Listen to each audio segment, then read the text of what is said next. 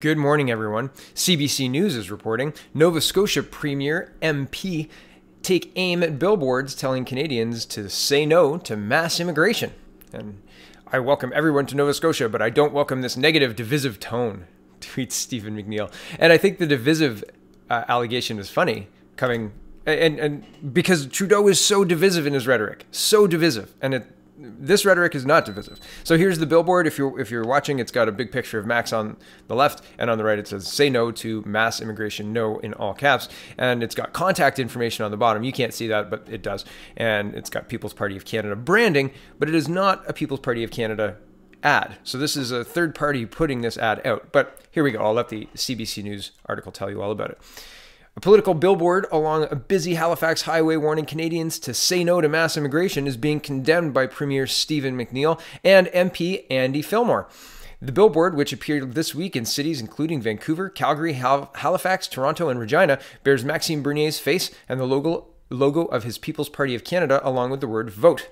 The sign sparked criticism on Twitter, and the Liberal Premier added his voice to the opposition, tweeting, quote, "As Premier, I welcome everyone to Nova Scotia, but I don't welcome this negative, divisive tone.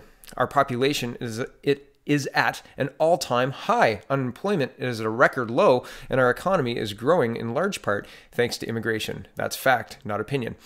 Fillmore, the Liberal MP for Halifax, tweeted, quote, "How about no to Maxime Bernier instead?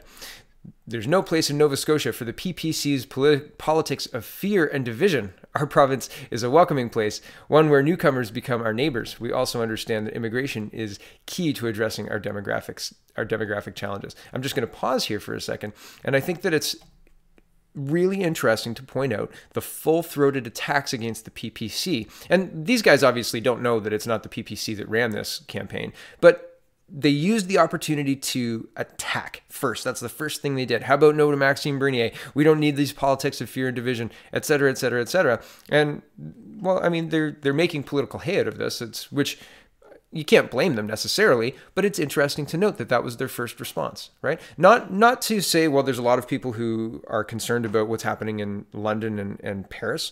Not to say that what's happening in Europe as a whole, in general, is concerning, and we should take note.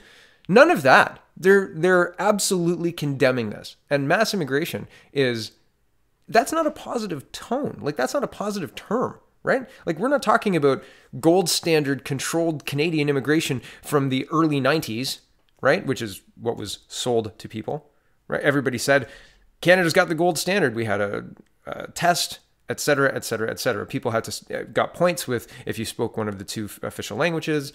It was the gold standard. It was largely believed to be a very good immigration system.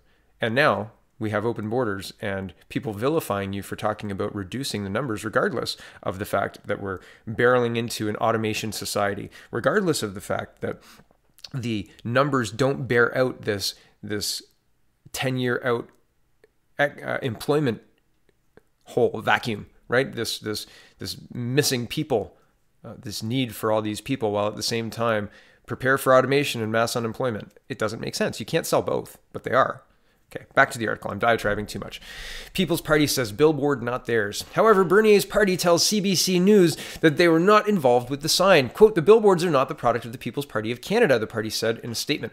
"They are authorized by a third party, and the PPC has not been in contact with this party. The party would not answer any questions about the billboard beyond their statement." Who's behind the sign? The group behind the billboard, True North Strong and Free Advertising Corporation, is run by a Toronto mining executive named Frank Smink.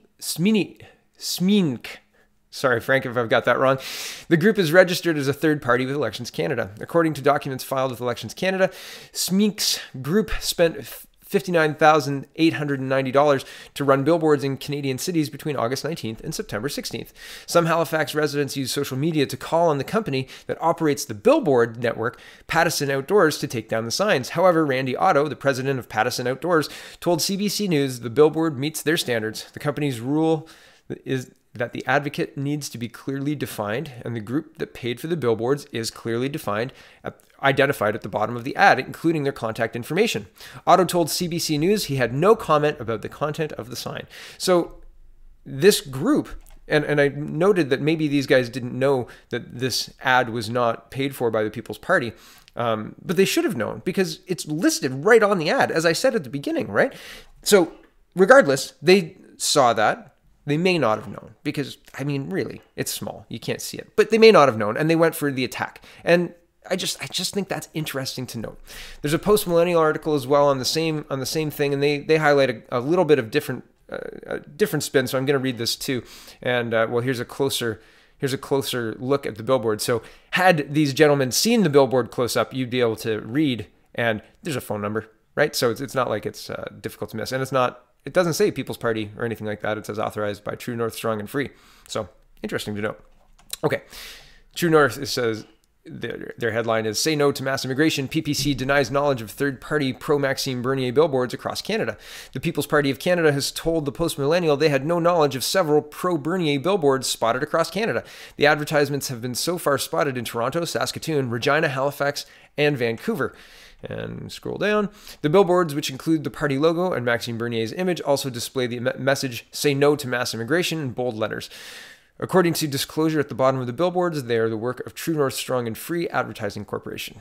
According to Executive Director of the PPC, Joanne Minnie, the party had no prior knowledge of the advertising campaign. Quote, "As Executive Director of the PPC, I manage advertising, publicity, promotion, and marketing at the national level, and I can tell you that I have not been approached by anyone regarding these signs," said Minnie.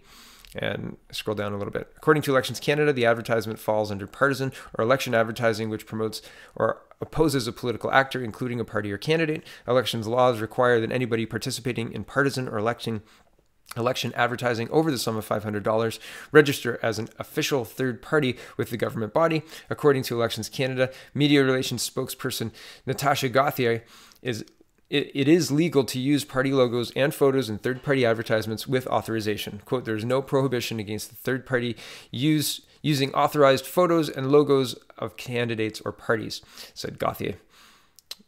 Section 48 or 480.1 and 481 of the Canadian Elections Act lay out prohibitions against the unauthorized use of candidate or party image or logo. The PPC provided no response on whether the party will be taking any action on the use of their logos. So it's an interesting story. It's an interesting billboard. Do you like it? Do you not? My wife said she does not like it. She thinks the message could be softened.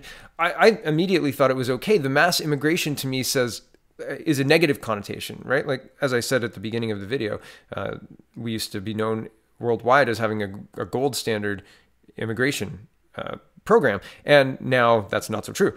Not true at all, actually, because we have open borders. But it's interesting that is offensive to some people. I just find that interesting. So what do you think? Tell me in the comments. I'm interested what that says to you, because to me, I didn't see a problem with it, but some people did.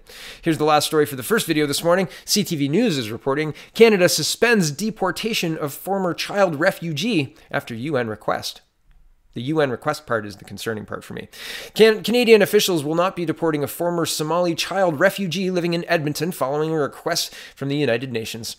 Abdali Elmi, 34, arrived in Canada as a child and eventually ended up in a foster home. However, he never became a permanent resident. In June, the Canada Border Services Agency determined that Elmi should be deported because of a criminal record that includes assault charges. He was due to be deported back to Kismayo, Somalia, on Monday, but on Friday, the United Nations called for a delay so the UN Human Rights Committee could review the case.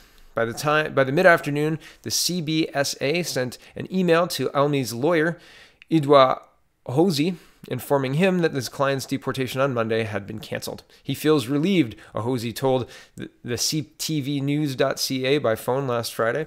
It's unclear how long the UN investigation will take, but Ahozi said he expects Canadian officials will fully comply. Quote, "It's one victory, but the job is not done.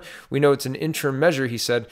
It is unclear how long the investigation could take. Advocates have argued that provincial officials failed to get the necessary paperwork done for Elmi when he was in foster care that would have granted him permanent residency.